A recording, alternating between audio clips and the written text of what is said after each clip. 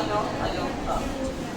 Renaissance पुनर्जागरण 14वीं शताब्दी में इटली में स्टार्ट हुआ। 14वीं शताब्दी में इटली में स्टार्ट हुआ और 15वीं 16वीं शताब्दी में यूरोप में फैला है। 16th century England, renaissance England है। क्या है ये renaissance? It is a period in European history. Europe के इतिहास का ये एक काल है। इट मार्क्स द चेंज, इसमें वो परिवर्तन दिखाया गया है फ्रॉम द मिडिल एजेस, मध्यकालीन युग से, to a period of relative modernity। मतलब मिडिल एजेस तो अंधकार का युग था, अज्ञानता के अंधकार का युग, और अब रेनेसांस में तुलनात्मक स्तर पर, रिलेटिव तुलनात्मक स्तर पर आधुनिकता आ जाएगी। It began in the 14th century। 14वीं शताब्दी में ये शुरू हुआ and went on to cover the 15th and 16th centuries। और 15वीं और 16वीं शताब्दियों को इसने कवर किया। It was an attempt, इसमें कोशिश की गई to revive, दोबारा ताजा करने की, all the literary and cultural achievements, सारे साहित्यिक और सांस्कृतिक उपलब्धियों को दोबारा से जागृत करने का प्रयास किया गया of classical Greece and Rome. Classical Greece and Rome उल्टी गिनती जिसको हम बीसी कहते हैं, उस काल में ग्रीस और रोम का साहित्य, कला वगैरह बहुत ज्यादा विकसित था। उन चीजों को पुनर्जागृत करने का प्रयास किया गया। It was a period of the rediscovery, वापस एक मानो नया खोज किया गया, रीडिस्कवरी ऑफ क्लासिकल फिलॉसफी, शास्त्रीय फिलॉसफी का, लिटरेचर एंड आर्ट, साहित्य और कला में। अगला ह्यूमैनिज्म एक टर्म है जो कि रेनेसांस काल से जुड़ा हुआ है, इसको हम समझें। पहले क्या होता था, देवी देवताओं को समझने का प्रयास किया जाता था, भगवान को जानने का प्रयास किया जाता था। रेनेसांस काल में पेट्रार्क नाम के राइटर आए, बहुत बड़ा नाम है, ह्यूमैनिज्म के साथ जुड़ा हुआ, लिखो, है ना, और ये हो सकता है नोट्स में कहीं होगा भी, सही क्या पता है, तो कोई बात नहीं, और नहीं तो तुम तो लिख लेना। पेट्रार्क ह्यूमैनिज्म के बहुत बड़े, उन्होंने ही इसको बढ़ावा दिया है। अब वो कहते थे, अरे देवी देवता भगवानों को छोड़ो, इंसानों को जानो, उनको कैसे खुश करना है छोड़ दो, इंसान को कैसे हम समझें, उसके जीवन की समस्याओं को कैसे हम समझें, हम उनके लिए क्या कर सकते हैं, मनुष्य क्या है, कहां से आया है, क्या लेने आया है, उसके जीवन से संबंधित हर चीज को जान लो, ह्यूमन लेवल पर रहो, डिवाइन को छोड़ दो। अब क्या हुआ, बहुत बड़ा परिवर्तन आया। ऑक्सफोर्ड यूनिवर्सिटी, कैम्ब्रिज यूनिवर्सिटी में पहले थियोलॉजी पढ़ाया जाता था, थियो ईश्वर, थियोलॉजी पढ़ो साहब, धर्मशास्त्र पढ़ो। अब क्या हुआ, छोड़ो, नहीं पढ़ना थियोलॉजी, अब हम ह्यूमैनिटीज, आप हर कॉलेज में पढ़ते हो ह्यूमैनिटीज, ये पढ़ो, मनुष्य से जुड़े हुए विषय पढ़ो। ड्यूरिंग द 14th century, 14वीं शताब्दी में a cultural movement, एक सांस्कृतिक अभियान called humanism, जिसका नाम था humanism, began to gain momentum in Italy. उसने जोर पकड़ा इटली में. Humanism promoted the idea. Humanism ने इस बात को बढ़ावा दिया, प्रमोट किया इस विचार को that man was the center of the universe, कि मनुष्य ही इस ब्रह्मांड का केंद्र है, and that people should embrace, और लोगों को अपना लेना चाहिए human achievements, मनुष्य की उपलब्धियों को इन एजुकेशन, शिक्षा के क्षेत्र में, क्लासिकल आर्ट्स, सांस्कृतिक क्षेत्र में, साहित्य और विज्ञान के क्षेत्र में, literature and science. Great Italian writers, महान इटालियन लेखक, कलाकार, politicians and others declared, इन्होंने घोषित किया that they were participating in an intellectual and artistic revolution, कि वे बौद्धिक और कलात्मक क्रांति में भाग ले रहे थे. That would be very different, जो बिल्कुल अलग होगा from what they experienced, जो भी कुछ उन्होंने अनुभव किया during the dark ages, मध्यकालीन युग के अंधकार में. The Renaissance started in Florence. Renaissance नाम का अभियान फ्लोरेंस शहर में शुरू हुआ, टस्कनी शहर में शुरू हुआ, इटली में. Florence was a place, Florence एक ऐसी जगह थी with a rich cultural history, एक बहुत विस्तृत सांस्कृतिक इतिहास के साथ, where wealthy citizens could afford to support budding artists. बहुत धनाढ्य सेठ लोग छोटे मोटे कलाकारों को संरक्षण प्रदान करते थे. रेनेसांस काल के बुद्धिजीवी कौन कौन थे, इंटेलेक्चुअल्स कौन कौन थे? डैंटे 1265 से 1321 तक का जन्म है इनका. द डिवाइन कॉमेडी नाम की इनकी रचना है.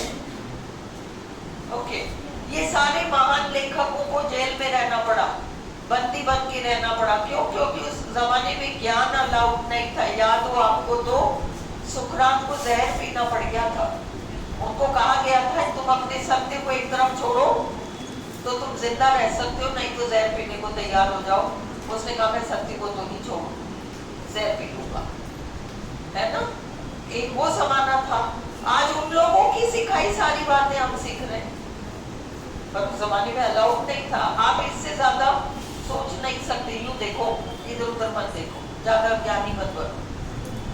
आजकल तो अपना हर पोर्टल, हर चैनल, हर प्लेटफॉर्म ज्ञान ही देता है ना, छोटे मोटे बड़े सब. फ्रांसिस्को पेट्रार्क 1304 से 1374. प्लीज रेडी रहो, क्रोनोलॉजी पर कोई प्रश्न आ जाए. ये 4 लेखक रहे.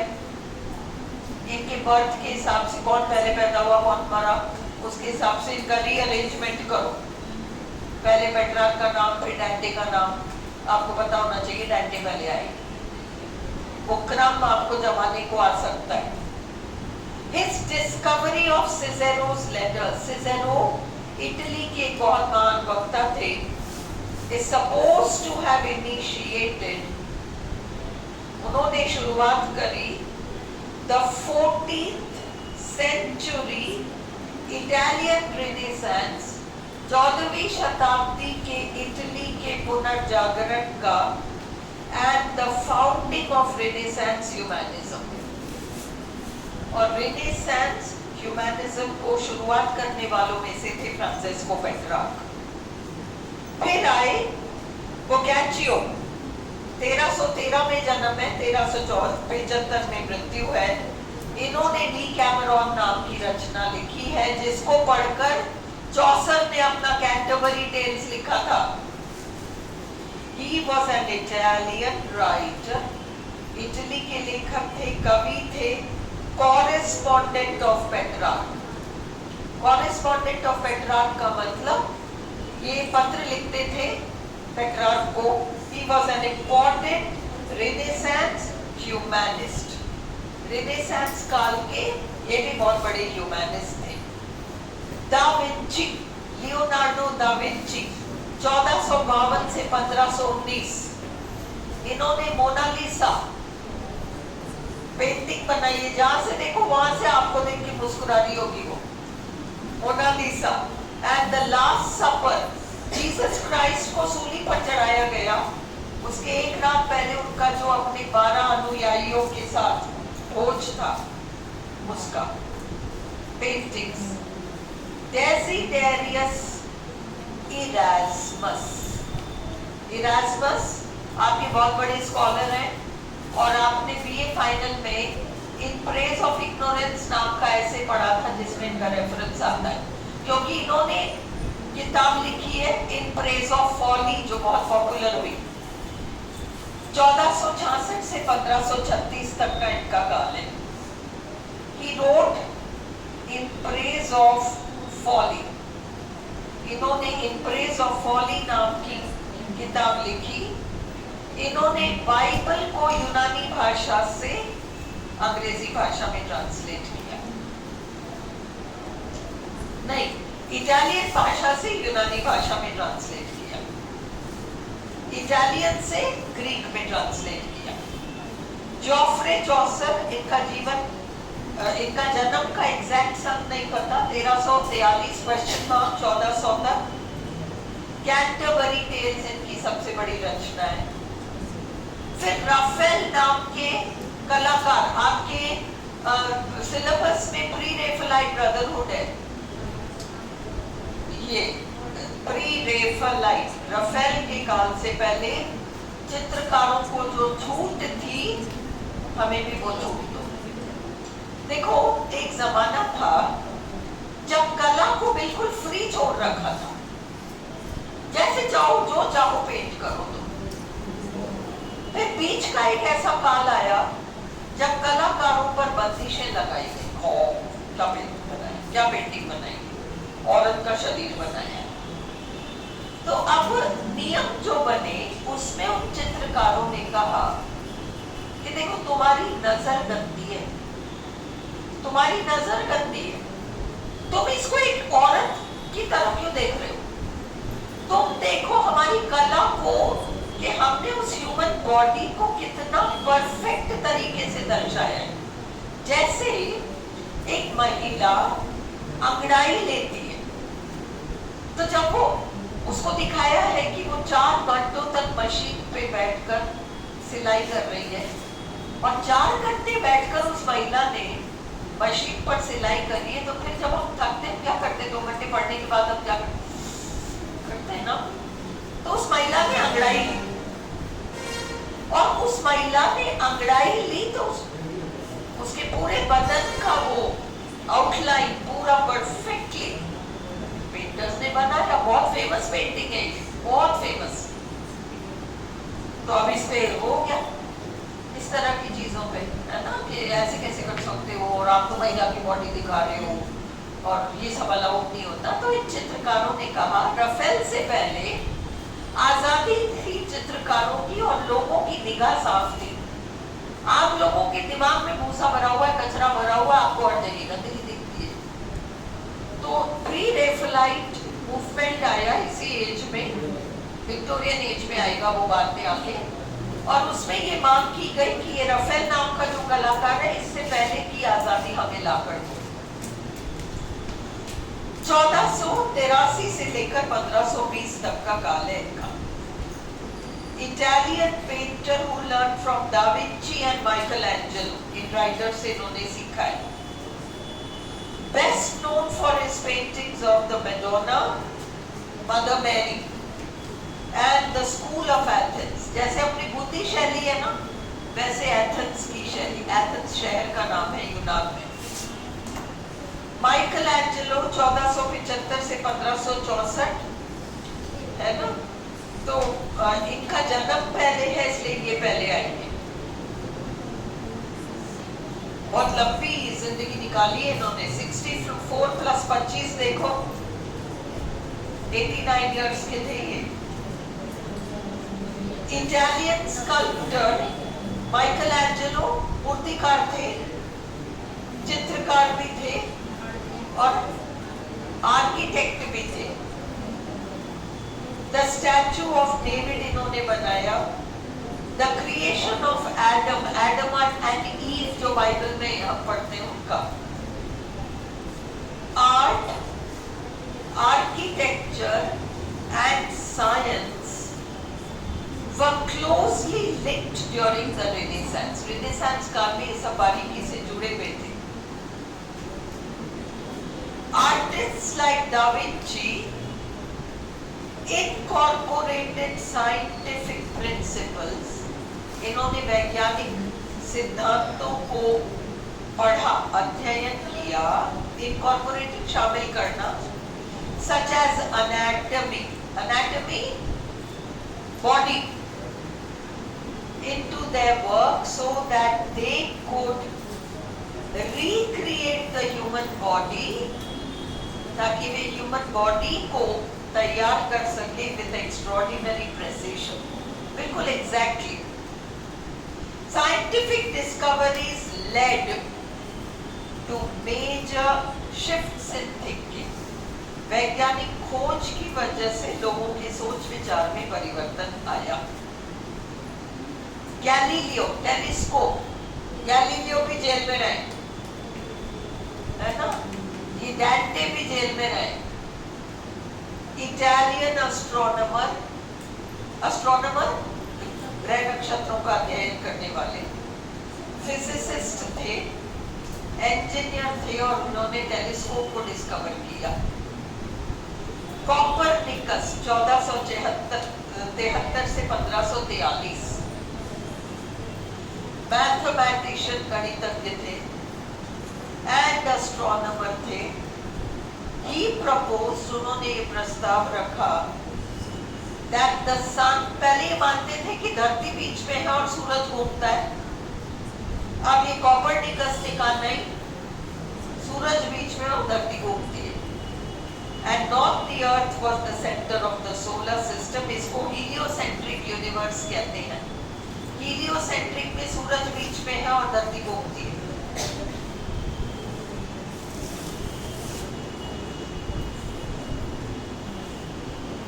अब Voyagers